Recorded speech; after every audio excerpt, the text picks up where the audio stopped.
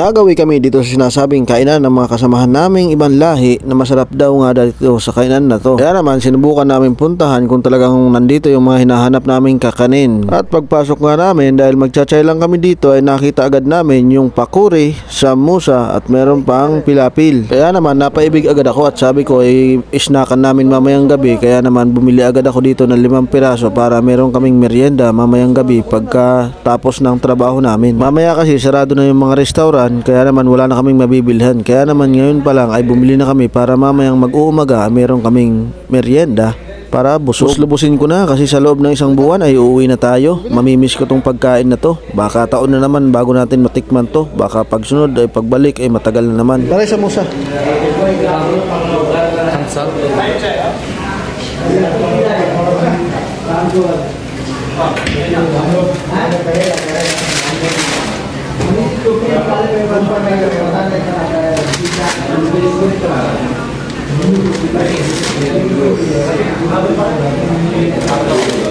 Mapi like circle pare. Ada this one. Ada. This one mapi like. This one. Ada. Five. Mafi ada chicken kima. What is that? Wrong one. This one. What? One real. No. What name? Name samosa. Same.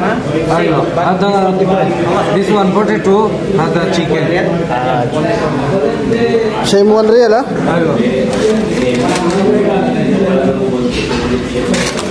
Ayo.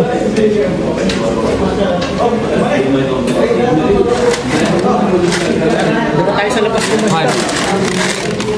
Doon tayo sa labas.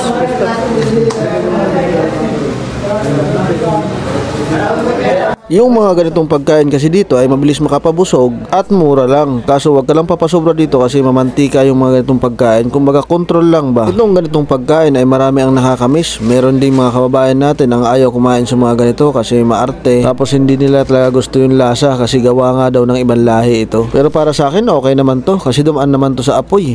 Kaya naman nawawala na yung mikrobyo nito sigurado kasi dumaan na sa init. Ang malimit nga palang pares nito ay chai. Paparesan mo ng chai tapos yung pakuri, yung pilapil o samusa.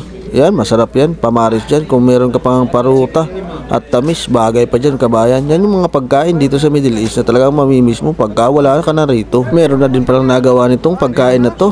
Meron akong nakita sa vlog. Meron si Pakistaning biryani o biryani ni Pakistani na located sa Zambales, Castillejos. Nandun lang yun, malapit sa Subic mga kabayan. Nagawa na nga pala sila nito. Kaya naman balak kong puntahan kung sakali pag nakauwi na. Hanggang sa muli mga kababayan.